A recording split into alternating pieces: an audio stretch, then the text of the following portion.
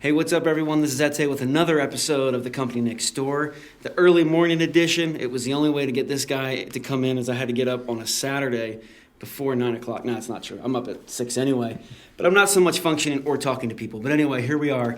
I want to introduce today's guest. He's a good friend of mine. He's a contractor, a builder, and we'll talk about that. He's been in this area for 30 or 40 years? No. I moved here in 96. So. Okay, so I'm way off. So 96, so you do the math. But anyway, just a great guy. And I know a lot of people have done business with him. I know him personally, his leadership skills, the integrity that he has, and how much he cares about the detail and the things that he's building. And that's some of the stuff I want to talk about. And we'll get into that. So anyway, this is Dave Richards. How are you, man, this morning? Doing good. Thanks for having me, Ete. He's awake and he doesn't know what we're going to talk about, so that's the way I like to keep him on their toes. Tell me a little bit about, are you a contractor? Are you a builder? What do we call you? What's the word I would call you? I'm a general contractor. I have a B100 license in Utah, which is the largest license you can get in Utah. So you see the big companies, Layton, Oakland, Big D. Ivory Homes, that's how... They would probably have a B100 as well. And so I have a B100 license, but I'm kind of more a little bit old school where...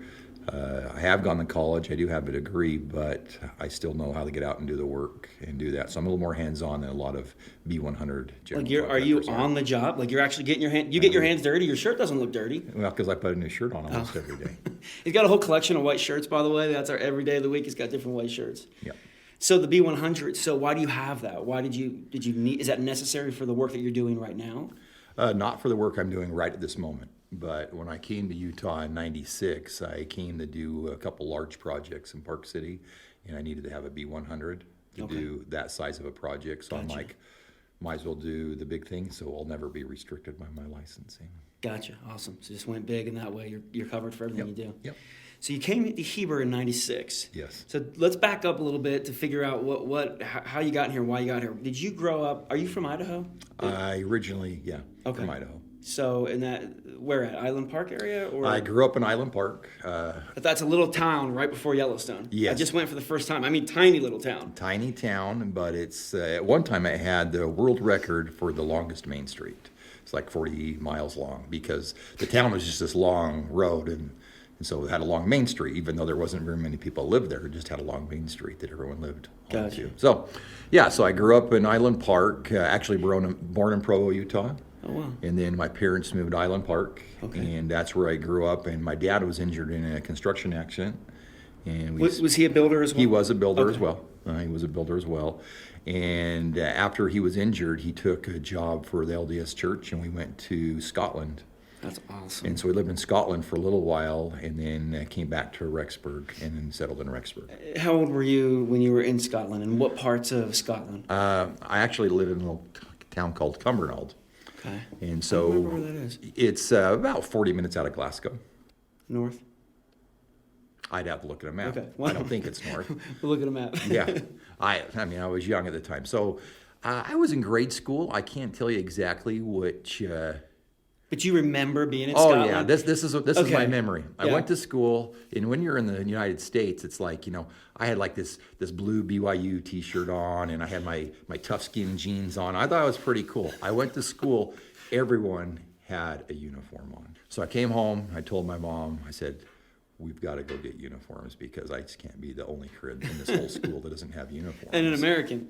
Yeah, I was an American. So, I mean, and the add things worse is that they misunderstood what grade I was going to be in. So they put me in let's say I was supposed to be in second grade, and they put me in fifth grade. And so they're doing these things, and I have no idea what's going on. And it was hard. And so we did have a car. My dad had taken the car to work, so we got on our bikes, and we would go several miles, and everything was just concrete. The schoolyard was all asphalt. Wow.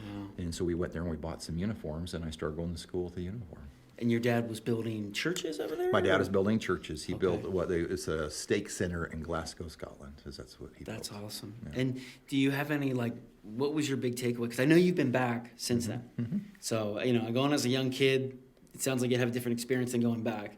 What was your takeaway as a kid, when you came back? So how long were you there? And then a couple years? Or we were supposed to be there for 3 years. Okay. And my dad, in his accident I mentioned to you, his arm was smashed, and so he has plastic parts in his arm. So his plastic elbow, and at that time that we're talking, mid 70s, late 70s, orthopedics was nothing like what it is now. And so the weather there, specifically just the humidity, just caused havoc on his arm. And so we only stayed there. It was less than a year. He came back and had some surgeries because it was just hurting him so bad. In fact, my mom and dad left me and my sister there. If you can imagine that, leaving your kids in another country for a few weeks and you came back to the States. And that was, I wasn't young. I wasn't old enough to really know anything different. So I was just like, this is how it is. So. And what was the accident that he was in? How did he hurt his arm? So you know what the trusses are? You see big trucks with trusses that go on top of houses. They were loading that. My dad was up holding the chain, and a chain broke. And the trusses, almost like a teeter-totter that was heavy, flipped. So it kind of flipped my dad, and I think he flew about 50 feet, and then these trusses landed on him, and it crushed him. His arm? It crushed his arm. Yeah. Holy cow. Yeah. I was a young boy. We were living in Island Park, and I came home, and my dad was laying on the couch and all bandaged up, and I was just like, what happened? And I didn't really understand the complexity of what happened. Yeah, because as a builder, your body's everything. So at that point, was he... You said he was doing some trusses, so was he physically involved? Because I know you like to be, to some level, involved. Yeah. Was he involved, or was he more on the management side? He was more involved at that time. So that destroyed his income, or how did he work through that? He had some heavy equipment, and so he would do roads and stuff like that. But as far as going what you call horizontal, which is your vertical, or your earthwork, would still do that. Yeah. And then going vertical was, the trusses and the wood, and that really put a damper on that. Wow. And so he had some good friends that helped him finish some projects that he was doing at the time. But he was able to continue. Finish that, and then that's why he did a change in jobs, because when he went to do build churches, he didn't have to do as much labor because all the members would volunteer their labor, and he was just there to manage it, and that's why it was a little bit change at pace for him, and that's why we went to Scotland. He could use his expertise but not have to use his body as much. Yeah. So then the whole family comes back to Island Park. Yep. And at that point, were you interested? Were you going, I really want to become a builder? Or were you going, there's no way. I just saw my dad get his arm crushed. I'm out of here. I'm going. Yeah. Never wanted to be a builder. Really? Yeah, never. Hated it. Did he drag you on jobs as a kid? Oh, yeah. Yeah. Get up at 6 o'clock. It's time to get up and go to work. All my friends were playing Little League Baseball. Never played one Little League Baseball game my whole life. Just always working. Wow. So what happened then? So then you came back. You went to school in Idaho? High school and then college, yeah. Okay. What college? I went to Idaho State. Okay. And you were studying for contracting? No. It's interesting. Like I said, I didn't want to be in construction. Oh, yeah, of course. That was the furthest thing from your mind. Yeah, I was like, I'm not going to do this. I did it to put myself through school. I got married, had some kids, going to college, had a job for a big construction company called Intermountain Construction, and which was a good job going to school. And my degree is actually in corporate training. So I'm supposed to be organizational development, organizational behavior, educational psychology. Oh, that's my degree. Didn't know that. Okay. So anyway, that's awesome. But construction was good enough to get me through school. Yeah. And then, I had this job, and the job was good enough. I wasn't going to get another job that was better. In my degree, I would work for more like a Fortune 500 company. Yeah. So that would require me to move East Coast, somewhere I didn't want to go. The promised land, yeah. Yeah, the promised land. Type of places, yeah. So I didn't want that. I wanted to stay where it was smaller. So I ended up just staying in the construction industry, and then I had a job opportunity where someone came to me and said, "Hey, we got this big project in Park City, Utah. We know you. We want to work with you. What's it going to take to get your B100 license?" I did it and moved to Utah. So roughly how old were you at this point when you finally committed and said, all right, this is what I'm going to do? Or when you figured out that I'm not going into the corporate things, I'm going to be a builder? I graduated from college about 24, 25. Okay. And then I was 26 when I came to Utah. 26. And you had a couple kids at that time? Yeah, we had just had our third. Okay. Just had our third. So through the job that you had, they came to you and they said, hey, we really like you. We want you to do this. Go get your... I knew the individual from earlier in my life, and he had a son that was about my age, and he wanted someone to kind of help him and his son. And that was me. So. Wow. So do you remember that time, like if you were to go back and think about like that moment, was it a conscious moment like, I guess I'm doing this with the thing I fought my whole life and that, was there ever a time or was it just kind of step upon step and you woke up and 5 years later like, oh, I guess I'm a builder? I was probably step upon step that way. It wasn't like this aha moment or anything. I just realized if I'm going to provide well for my family, this is probably the best thing to do it. And I always thought I'll just do this until something better comes along. I've had a few things come along, but I always kind of come back to construction. And what skills did you have at that time when you were going to get this license? Did you know how to frame a house? Did you know how to I knew everything. And so I grew up doing it. Yeah. And then I worked for a large company, and my job for a large company, we did a lot of government work. Okay. And we would bid a project about once a week, and I was an estimator for them. So can you imagine, let's say you do a school or a government thing, they bring a stack of specifications that thick to you. Yeah. And at that time there were 16 divisions in the construction industry. They changed it now. Then you have a stack of plans that big. So every week I would study a set of plans and the specifications, and I would do all the takeoffs for that. And so it was they were paying me to get a great education. That's awesome. And so when I worked for this big company, I was an office person. And so growing up, I did all the legwork. You learned all the production side, And the company really liked that because I knew how things would go. Because most guys come out of college and they don't want to do any work. They just want to Right. They don't have that experience. They don't see everything connecting. Yeah, so that's what I did. And so that gave me a really good balance. And so when I went to get my B100, I'd already been working on, big multi-million-dollar projects. So it wasn't odd for me to do that. What was the project in Park City? Can you tell us, or is that something private? Or? Yeah, no. So it was. They had some property there. It's at the base where the Canyon Ski Resort is now. At that time, it was called Wolf Mountain, and before that was Park West. Okay. And they had a really nice property there, and we took that and we zoned it and we started building it, and that was in '98. That time frame there, and the name of that project is called Timberwolf Lodges. Okay. And we started on that project, and lo and behold, we're right in the middle of that, and we got to where there was an election that year, and I remember the hanging Chad, and the economy just went crazy, and things kind of dropped off. And so in the middle of between first and second phase, the economy really dropped off, and so we lost all our buyers. Wow. That was pretty tough. And then from there, they still had some property. We waited a couple of years, licked our wounds. Did a project called Juniper Landing. Okay. If you know where that is in Park City at the base of the canyons. Same thing. In fact, we sat down, there was 3 of us. Well, there was actually 4 of us, and actually Juniper Landing was my name. We all kind of, throwing in these different things that's cool. here. Just throw names, trying to find one that fits? Yeah, and then we did, so Fairway Springs was the next one, then we went to Juniper Landing. Why Juniper Landing? Where did that come from?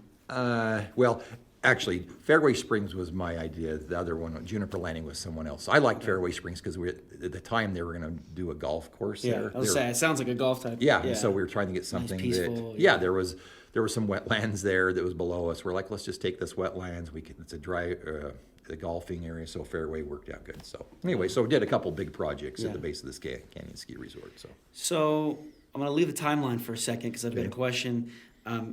Being in building and construction, which I'm not, it seems often so tied to the economy. Yeah. And, especially like right now with the coronavirus, there was '08, there's this, we're talking, you've seen a lot of this. Yes. Has your lifestyle been tied as well? I mean, how do you navigate that as a builder?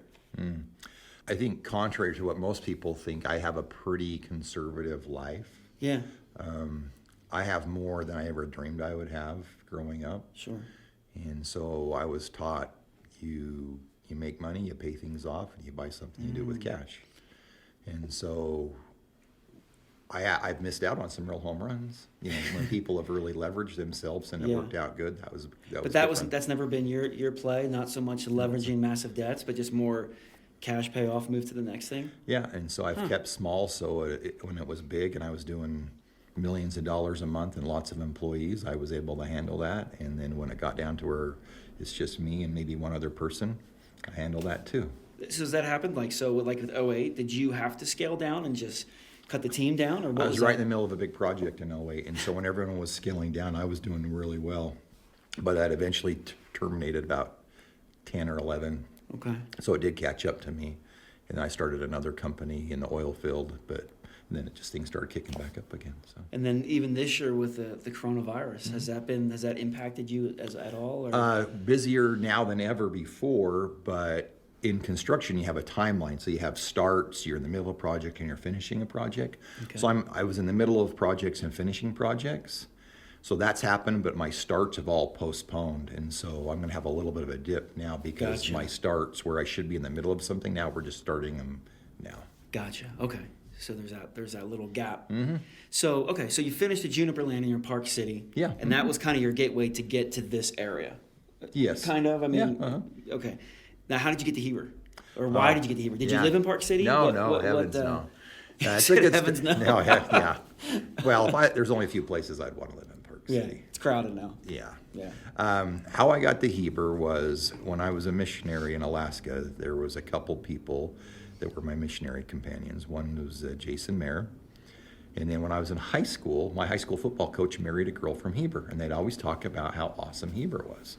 So when I moved to Utah, I lived in Island Park. And in Island Park, probably there was no one that lived within about a quarter of a mile from me and my family, right on the Snake River. Well, when I came to Utah, I rented a place in Sandy, Utah, and probably within a quarter of a mile there was a couple thousand people. And this is your first time living in Utah? My first time living in Utah. And you're in Sandy. And I'm in Sandy. Okay, gotcha. Which is a lot, for those of you who don't know, Sandy is like right outside Salt Lake. It's houses and it's jammed up. Yep. Okay, gotcha. So we go to Sandy, and I'm like, this is not for me. Well, I'm always remembering, my missionary companion, my high school football coach, talking about how awesome Heber is. And Heber is closer to Park City. Yeah. So my wife's pregnant. We drive to Heber, and this is before the road has been improved like it is now. And she's sick with morning sickness. Oh, the freeway coming down from Park City. Yeah. Okay. And so you come off of Jordanelle, then it was just this bumpy kind of Really? two-lane road. Yeah. Okay. So we're driving in, and she's laying there, she's feeling sick, and she looks over and she's like, I can't even believe you thought that we would move to someplace like this. No, what? Yeah, and so I was because of the dirt road. Because I'm sure back then there was not many people like it is now. She was just sick. She was just sick. Okay. So it was just the circumstances. Yeah. But when we were in Sandy, every weekend we would find ourselves in Park City just because we had to get out of the city. Gotcha. And so I was doing a job, and I actually came over. I hadn't done a job in Heber at that time. Someone had me go look at a job in Timber Lakes. And I'm coming down Timber Lakes. In the church house, on the LDS church house on Center Street, they were just doing the earthwork and the flat work on that. It wasn't a church yet. And right beyond there was a couple little houses. And so where Tim Meadows, the subdivision now, is just all streets. There wasn't houses in there. Wow. And there was a couple of houses on Center Street, and one of them had a for rent sign in it. So I called my wife. I said, hey, there's a for rent sign on this little house in Heber. And she says, no matter what it is, get it. Oh, okay. And I said, okay. And so I did. I rented that house, sight unseen for her, and we moved from Sandy to Heber. And met people like Paul Balloff. Yeah. Do you know what Paul Balloff is? Paul was great, man. So he was my neighbor. He lived right kitty corner to me at that time. So he owns Delta Stone. Yes. So he does a lot of stone work. Yeah, and so we met each other. So it was great. So that's how I got to Heber. So and then since you've been here, I mean, I feel like you still do a lot of work. You work in Park City and Heber, or are you mostly in Park City? Both. It used to be almost all Park City in Summit County, and now there's more Wasatch County and Heber as well. So this is your home ground. Yeah. Between the two counties, that's where I'm doing 95% of my work. Okay, cool. So you got here, and at that point you had three kids, or at that point I had three children. 3 kids, and you're renting a house off of Center Street. Yeah. And there's no church there. And Tim Meadows is all streets. I can't picture this, right? Because I've only been here for 7 years. Where your house now is just a field, and then That's crazy. And there was a big pile of topsoil. So when they did the Tim Meadows neighborhood, they stripped all the topsoil off of it, so they could sell it back to the people that buy the homes. And so you would be in like what a phase 2 would be. And so that was really just, we'd go over to that pile of dirt, and my kids, we had a 4-wheeler and a little sleds, and they would sled down the hill. Really, it's about right where your house is. So. That's funny. So how did you establish yourself? So now you're here, you're renting a house. How did you grow your business? How did you get work? How did you get your name out there? What was to where you are today? I think I was just really blessed. I've never been good at marketing. Okay. My degree is in corporate training and not in marketing. And so I didn't do a good job at that, but what I did do a good job at is I would take care of the people that I would work for. And so word of mouth would happen. And, for someone that's in business for themselves, you're always like, okay, where's the next job coming from? Yeah, where we're going. And it would just always work out. I'd finish a job, and then about the same time I'm finishing it, someone I know says, hey, someone's coming to this area. Would you be interested in building the house? I would. Give them a budget, work with them, and then the next job would start. So on what you just said, I need to dive a little deeper. You mentioned that you weren't great at marketing, so you just put your energy, your efforts into giving that customer a great experience. Yeah. What does that look like from a contractor, from a builder? Like what? Can you give me some examples of? Yeah. Well, what makes that? This is my perspective. Yeah. Okay. In construction, there's kind of three main things that people look at. How fast can you do it? Yep. How cheap can you do it? Yeah. How good can you do it? Yeah. Okay.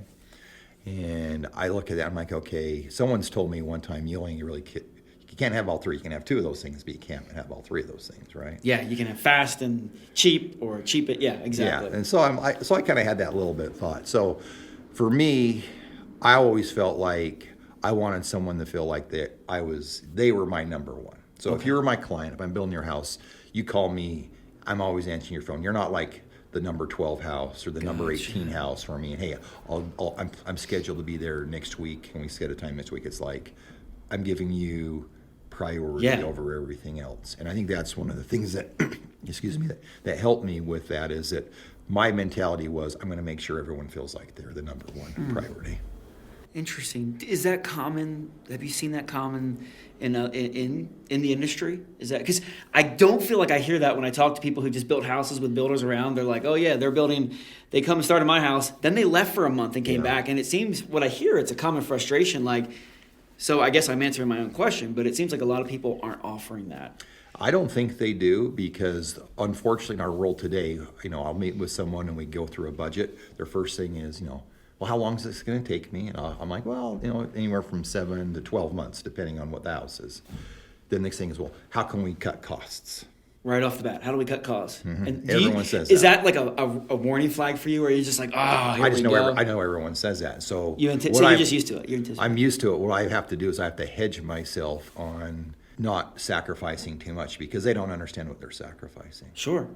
And so I just did a project. I gave someone a budget.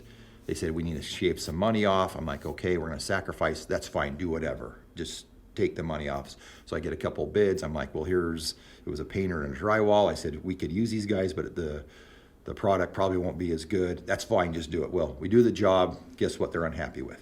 The paint and the drywall. Exactly. Yeah. And so I just felt bad, because I should have said, you know what? I should have just stood my ground and said, yeah. But I'm trying to please them. I'm trying to do whatever they can. They're the ones that's paying to do it, so we'll do it. And then they're not happy. It's kind of a reflex on me poorly too. So where is the line there? Because I totally hear it, and I know, like, I'm in the landscape side of it, so I'm not as involved as building a home, right? Like, you're like their best friend, or worst enemy, but you're like a member of their family for a minute. Mm-hmm. And so I imagine there's got to be a line between pleasing them and just taking all the stuff that, like you said, they don't understand things. Yeah. The types of wood, the cost, they just see that number. But then there's got to be a number to where you're trying to please them and work with them. But there's got to be a point where you're just like, I can't, because like you said, it all comes back to me. Like, how do you navigate? Well, you've got to been in some tough situations. I have. I'll give you the line that I use. Okay. I tell people, I'm here to tell you what you need to know, not what you want to hear. Okay. And so that usually works pretty good. And they'll ask me, and when I do a budget for someone, it'll be anywhere from 80 to 120 line items. Yeah. And so I go through each one. And so if they're like, I can't believe this is going to cost us $1.5 million, and I can show every little line item that's there. And so they know exactly where that budget's built up. And like, well, how come cabinets are this much? I'm like, well, we can save money on cabinets, but this is what you're going to sacrifice. Is that what you want to do? Yeah. Because it's interesting. Everyone wants to have a dialed in number. Like, I want the exact budget, but they give me these vanilla plans. Like, well, what kind of floor do you want? Well, I don't know. What kind of cabinets do you want? Oh, I don't know. But they know what they don't want. Yeah, but then so I'm just saying, and inevitably they show me a picture on Pinterest, and they're like, we really like this. I'm like, well, that's really expensive, so you have to gauge what that is. So. Wow. So it sounds like a lot of your work really is before you even start breaking ground. I mean, that sounds like the hard part. I've got a client right now I've been working with for almost 3 years. Haven't started anything yet. Wow. Imagine doing so many budgets for someone. I haven't got not even a penny. Yeah. Another person, we're getting ready to start, same thing, I've worked with them for 2 years, haven't even got a penny yet. I was going to ask you, so your estimate process, that's a big deal. It's a lot of time. A lot of time. So you could spend hours, you could spend days on an estimate? Yeah. And you don't get paid for that? Okay. I know some builders that do. They'll require like, hey, I'll give you a budget for $5,000. I just haven't felt like that's where I need to be. Gotcha. Yet, so. Wow, that sounds intense. And then once you begin the building, I mean, do you run into all types of problems, or have you gotten to a point now where the process, you kind of got a process so dialed in, it's the same few problems, you know what to expect, you know how to handle it? Or every job you learn something on. Even still, you're learning? Oh, yeah. Okay. Absolutely. I think if you stop learning, then you've really missed the boat. I think you got to learn on something every day. It's interesting. I'll talk to young people and they say, I know what's going on. I'm like, even for me, I'm learning something new every day. Yeah, absolutely. Yeah. So I think that's a big thing. So as far as learning the lessons and what's on there, every project's a little bit different, very similar principles, but everything's going to have its own little twist. Okay. So I think that's something that's consistent, is that you're always going to have issues. Probably the biggest thing right now is scheduling. I mean, it's busy, and there's a few people I know I want to use as subcontractors, and as long as their price is fair, I'm going to use those people. Yeah. But you still have to schedule them there because there's everyone else that's trying to do the same thing. Have there been times when your subs just weren't able to get where you needed to? You just jumped in, you grab your sons and you jump in, because Taylor works for you. Yeah, Taylor works for me now. Yeah. We just finished a job that same way. It's a log addition here in Heber, and you don't find very many people that can even do logs, that don't even have the tools to do logs. Because you have to cut it in and lay them, different. All different thing. Can't find anybody to do that, and so I jumped in and just did it, which. I mean, part of me, I really like that, but the other part of me, it's hard to make money doing that because, again, how cheap can we do this? It's like, well, there's not really people that can even do this, but I can, so.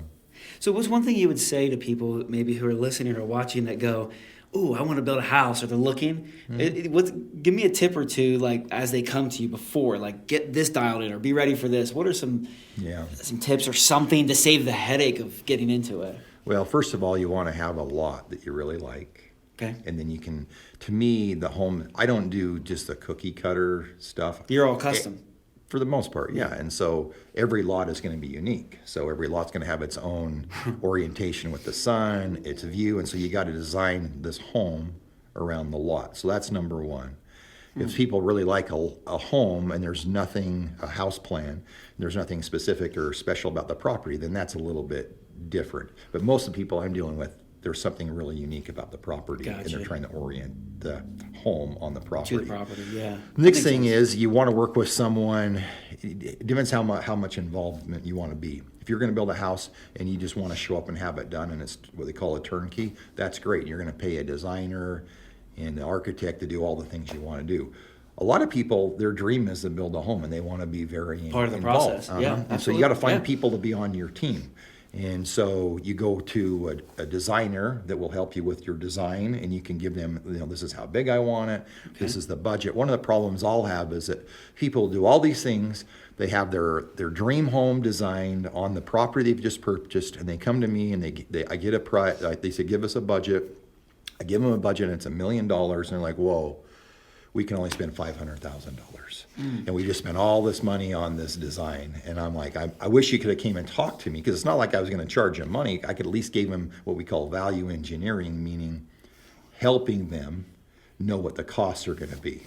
So value engineering is kind of like getting ready for the engineering. So you don't go to the thing and say, I want 5 bedrooms, but I only have $400,000. So what can we do to make that? So value engineering is, instead of designing, imagine you're going to go buy a car and you're like, this is what I want in a car, and you go and you have no idea what the Mercedes or the Tesla or whatever is out there, and so you go, and of course you like all these elements of the Mercedes, and you're like, okay, that's going to be $80,000, and you're like, whoa, I only could spend $35,000. Well, if you'd have told me $35,000 in the beginning, let's go look at the Honda Accords. It's going to be a really good car and do everything you need it to be, but it's not going to have the bells and whistles. But often you don't know that as a I'm in that process now. I'm going to build a house, and I go to an architect, and He's like, okay, what do you want? I'm like, well, I'll tell you what I want. But, he's like, well, it's $8,000 for the design. Okay, but like you're saying, I have no clue. Like, I might get it back and he might say, hey, here's the price. And I'm like, whoa, that ain't, Yeah, exactly. So I didn't know there was a step beforehand. So I'm just telling you, that's why I think people don't realize They can that. come and talk with the builder, talk with someone and just get that. Yeah, you're with it right now. You're doing a house plan for yourself.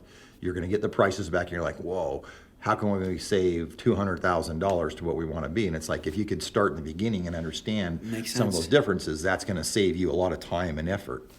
That makes sense. So that's one of the things I would tell people is that, make sure that you have an idea of what the costs are going to be. And if it's too good to be true, it probably is. Yeah. And that's, I just did bid on a project in the Deer Valley area. Gave me a budget. What can we do to save it? Gave them some ideas. They did the opposite. They added snow melt system in the driveway. They added sport court underneath the garage. All the things that are just making it go up. I'm like, if you want to get to a point, this is what we need to do. Into it a couple weeks, they said, hey, we've got a builder that can do it for our budget. And I'm like, good luck. It's not like I know what the costs are and I make a certain amount. And that's about it. So. Yeah. So you would say to a homeowner then, before you spend all that, really get that. I mean, do you recommend find the right property? And then once you have the property, if you love the property, build the house to fit the property. Yep. But then talk to a builder or get that knowledge before you start doing plans, before you start making all these pictures in your head. Find a builder or two that you trust and get some idea of what the real costs are going to be before you get too crazy with your design. So you're getting what you want that will work on the property. Okay, that makes sense. So, all right, cool. So jumping back into the timeline, you were here. Obviously, you didn't stay in the rental on Center Street forever. No. Your business grew. You've had a lot of success. You've got a yard in town. You've got your son. You brought your son on. Yeah. And fast forward, how long? So you've been since '96. Was that 96 is when your company started? Heber. Yeah. Somewhere around there. Yeah, So, and you said you're still learning lessons all the time. Absolutely. Which is, I think that's a great lesson for those that are listening. You don't stop learning. Nope. You're never ending learning. So, what do you do now to stay interested and to stay excited? Like, are you at a point where, maybe you're still learning, that keeps you engaged, but after so many years, I would think, do you just want to check out? Do you want to hand it to your son? Are you still excited? Is there anything in the future that you're like, oh, that's cool, that I can't wait till they 3D print homes or whatever? Like, what keeps you going? That's a great question because, I am getting tired of that. My goal is to turn it over to my son. I'm trying to instill in him values and knowledge that I feel like I've had. I tell him, I said, I want you to stand on my shoulders, son. From where I'm at now, I want you to go take it to the next level. Exactly. Stand on my foundation. Sure. Yeah. People go to home shows, and there's cool things in home shows. It just doesn't interest me. I'm just tired because I've seen the new thing that comes in, and then what's really cool this year, in 2 or 3 years, they're like, yeah, that's old. And so it's hard for me to stay excited about the construction side of it. I'm more interested in people. And so now when I do a project for someone, I want to know about them. Like, what's their story? How many kids do they have? And so you sound like me. It's kind of more different that way. Yeah. So construction's just what I've got to do to make the living. Sure. But when I meet people and it's good. And it's, everyone has, successes and failures in their life, and so as you get to find out who these people are, it's just good to know who they are. And that's why I started the show. We started interviewing people because I was driving through the neighborhood and I'm like, this person owns this person's done this, and just, middle class neighborhood. It was really hitting me like I don't hear the stories. Yeah. And then as I sit down and spend an hour, I'm like, that's amazing. And like you're saying, everyone's got a story and everyone's got lessons you can learn. Yep. And that's actually what I'm interested too. I haven't been that excited about lawns for a while. Yeah, so Yeah. I should do what you're doing. I should interview people because I want to know what their stories are. So let me ask you this: with where you're at now, let me ask you this: can you share with us one of the hardest times of building the company, the last 30 years? One of, because I feel like we learn a lot from people's failures, and when people share that hard moment where you just thought. You talked to your wife, Kim, I don't know. Like, I'm about to get out of here or something, right? Was there a moment or a particular instance where you just go, oh? I've had a couple situations. One that comes to mind, I was in the middle of a big project in Park City. This one was actually Juniper Landing. We were in the middle. We probably had about $23 million worth of construction going. And things were getting really bad with the economy. So bad that the banks were saying the people that put 10% down. So you imagine someone puts 10% down on a condo. That's in between $100,000 to $150,000, and they're saying, just keep our money. We're done with this. We're walking out of here. Wow. So we had some people coming in, and there was 4 of us as partners. I only owned 15% of it, but I mean it was about an $80 million project. I'll take 50%. Yeah, I was happy with that. Yeah. And the guy that was one of the 2 main principal guys, they were basically losing everything. Wow. And I felt pretty lucky I didn't lose everything, but I was the only guy that was still answering the phone calls. Really? They were just putting their head in the sand. They were gone. I can't imagine. They were gone, and so everyone's calling me, and it was pretty stressful time in life. But I held in there. Cost me some money, but I still use that a lot when I'm talking to people, and I'm like, listen, I went through these times, and I still have the same phone number. People could contact me. Yeah, I did everything I could to make it, and there wasn't any revenue income for me. I was just there gutting it out to make sure that I did. Took care of the customers, took care of the project. Yeah, so that was one time it was that way. There's been some other times when the economy goes down. When things got really bad in about 11, just after this time I described to you, I had a chance to go to North Dakota, and I started a business up there with a good friend of mine. And we did just fine. In the oil. And we were in the oil industry. And so, I was like, I think I was younger, and I gave me some gray hair and put on a little bit of weight, but I survived. What do you say to people that are in that spot right now, the entrepreneurs that are maybe younger or starting, and they're just going, because everyone I've ever talked to has been through that moment where they're gaining the weight and they're just losing, they can't sleep. Yeah. How did you get through it? What do you say to that kid or that man? Well, the way I got through it was I was blessed, number one. I worked hard. Yeah. And then I turned everything else over to faith, which is, have faith in the Lord. And I just felt like, you know what? He knows what I need to do. I'm doing all that I can do, and it's in his hands. And I think that more than not, I think that's where life is. I don't care if you're religious or not. You're always going to be tested right to that very point, and you're going to see what you're made of, and then that's what happens. Yeah, and I love that, and I find that's often turning what you said, turned over to faith. That's not an easy thing for men and women, but I'm going to say men because I experience, to do. Yeah. To just let go, in a sense, right? I guess it's not just talking. Oh, I don't care. I'm going to walk away, put my head in the sand like some of your partners. But it's this idea: I'm going to do all that I can, and then I'm going to let go and have trust that someone's going to catch me. Yeah. And sometimes it works, and sometimes it doesn't. I've been on times where it doesn't work, and I just walk away. I'm like, okay, there must be something better and something I need to learn from this. Something bigger. Yep. Yeah. So what is one of the best, we talked about some of the ups and downs. Mm-hmm. Well, let me ask you about an up real quick. What has been the most exciting time? I mean, you've, and you haven't mentioned too much, but I know what you do, and you've had a lot of success in business, but it doesn't get to your head, and I know that. What has the ride been exciting? Have you been able to see it? Wow, Kim, we're taking off, and all this? Or is it just more like you're just coasting? Or what's that been like? Because that's every young entrepreneur's dream, is to get to a point where the business is paying the bills and they can buy more properties and they can, that type of thing. Yeah. Have you been in the moment, or has it just been like, this is how it is? I think for the most time, my shoulder has been to the wheel. Okay. You're just too busy working. I'm just working most of the time, and I'm starting to have a little bit of regret by working so much. Okay. And so I'm trying to take more time and do some of the things I really want to do.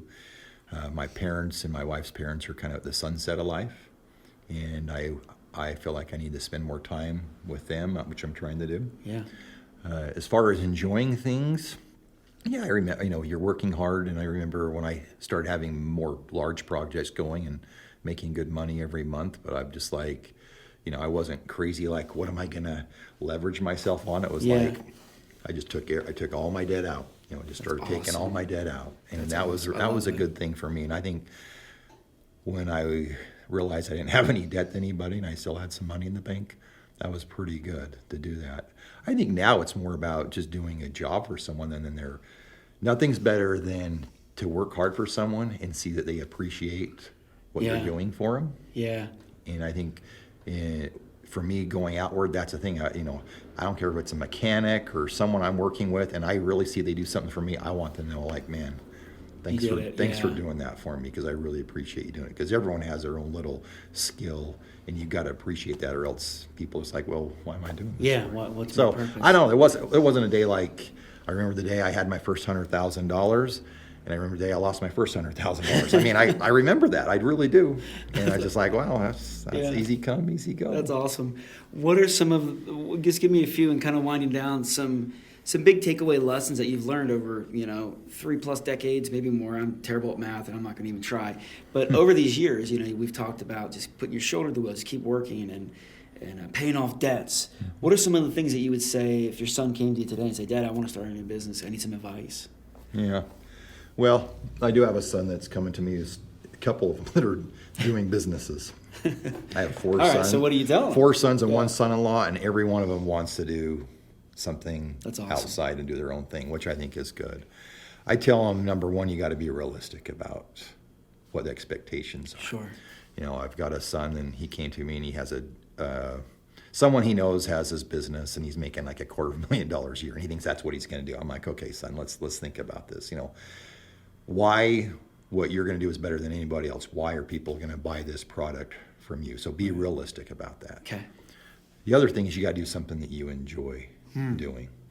And I've got a son right now that's making a lot of money, and I wouldn't say he was really enjoying what he's doing. And so I'm telling him, I'm like, listen, son, you're in a unique position. You're making a lot of money right now. Right. Take that money and do the thing. Don't waste it on the temporal things, but on things that are going to perpetuate itself, so that you don't have to do this for a long time. Yeah. So we talk about that, and you always want to do something that you enjoy. And part of what I went to college in is that not everyone should go to college. Some people go to trade schools. There's people that have to be a policeman, a fireman, Sure. a construction worker. Not everyone's going to have this need for this degree, and so you got to value that. Yeah, you got to really think through it to see if it's a good fit. Exactly. And so you got to find out what's good for you. And not everyone, just because someone wants to be a mechanic or an equipment operator, that's fine. Enjoy what it is that you're going to do. And I'm always telling people, find a skill that someone will pay you for. Because I talk to a lot of people and they're going to college and whatever, and I'm like, what's your degree in? And they tell me something, and I'm just thinking to myself, well, no one uses that. Yeah, why? That's great that you're obtaining that knowledge in that perspective in life, but why would I pay you to do something for me? And so I think number one, get a skill that someone is willing to pay you for, and if you enjoy doing that skill, you're going to be a happy person. Yeah, that makes sense. And then so you have one son that you're hoping and working that through, that he'll take over the business. Yeah. And you'll go back to Island Park where you started. I don't think I'll ever retire. I think I'll always be a part of it. Yeah. But I want to be where I don't have to be here working 5 or 6 days a week. I'm going to be like, hey, I'm going to go to Idaho for 3 days, or go to Lake Powell for 3 days, or wherever it is. And it's okay. Everything doesn't crash or screech to a halt because I'm not here. Things just going to continue to move as they should. I got to ask one question. I thought of this on the way over. Are you good with Legos? You got grandkids. I mean, Legos weren't around when you were a kid. How can you build? Oh yeah, I can do that. The thing I don't like about Legos is you build it and then they just tear it apart. You can put all that effort into it and it's gone. Did you see the Lego movie? I have not seen the Lego well, movie. anyway, at the end of it, the dad he wants it to stay away, so he takes the glue and he glues all the pieces in. And he destroys the kid's creation. So that sounds like where you go. No, I'm just kidding. No. But you have grandkids now. Yeah, and I you love play with them, and grandkids. they I come and love spend it. time. And what I love about right now I have 4 grandchildren, 3 more on the way. wow. Of the 4 I have, 3 are boys, 1's a girl. In my life, I had 4 boys and 1 daughter. Okay. So I really pay attention to my granddaughter because I only had one little girl growing up. Yeah. And that's really special to me. Her name's Andy, and she's fun, and I do that. But I love all the grandkids. What do I like to do now? Yeah. So what are you doing with? I know you travel to Yellowstone, Lake Powell, but what do you find in the enjoyment? It's going to be cliche, but I like to do a lot with my wife and my family. Like I said, I spend a lot of time working and doing other things. Yeah. So I can't go back and make up those lost times, but I can do what I can right now. Yeah. And so I mentioned last week I was in Idaho, Yep. so I could be with my family, my mom and dad, and my wife's mom and dad for a little bit. It sounds like you're making a conscious effort to do that now.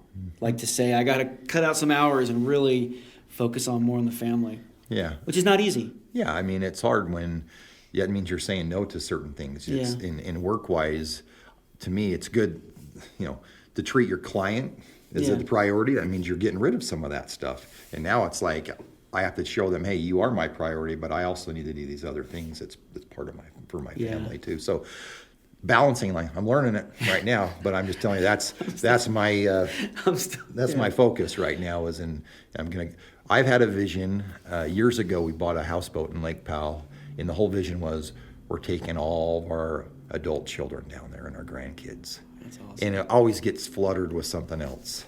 Right. This week is that what's happening? This week is the first time. So when you have a vision and you work to make that vision, and it's starting to happen. So this week, after 12 years of having this boat, this vision's going to happen. So I'm just like, I just hope it's everything that I've been working. And how many are we talking on the boat? Will be 4 little kids, and adult-wise, there will be 14 adults. Okay. So not too bad. Your boat can handle it. Yeah, that's not awesome. Bad. And that's exciting. My first Lake Powell trip was last year on that boat. That was one of the best trips ever. Yeah. I remember it all the time. Awesome. So you guys, just want to recap a little bit. There's some things that we talked about that I really love that he's doing. And, we're talking about balance. We're talking about letting go of outcomes, controlling things. And we're talking about just working hard and being honest and good. That was one of the things I liked about your site is I saw the reviews and some other places, and I talked to a few people. It seemed to be some common threads, and they were like, he's got integrity, he doesn't cut corners, it's all about quality, and that's what we've talked about. Yeah. You're not trying to build 100 homes and just make a profit. You're doing things that matter, and you want things to last for a while. Yeah. And so anyway, a lot of great lessons. And I could brag on him for a while, but I won't because I know it doesn't make him comfortable. But he's had a lot of great success. And one of my favorite characteristics about this man is he's had it, but it doesn't go to his head. There's a level of humility, and I think that's powerful. I think people relate to that. I think people look up and appreciate that. So anyway, thank you for taking some time on a Saturday morning. Thanks for the and now I'm up. It's Saturday morning. I got all this time. Well, I have a lot. If you needed something to do, No, I'm just kidding. I'm do always up, man. I say that. I'm up at 6, man. I don't sleep. Yeah. Anyway, thank you guys for tuning into this episode of The Company Next Door, and we'll see you on the next episode.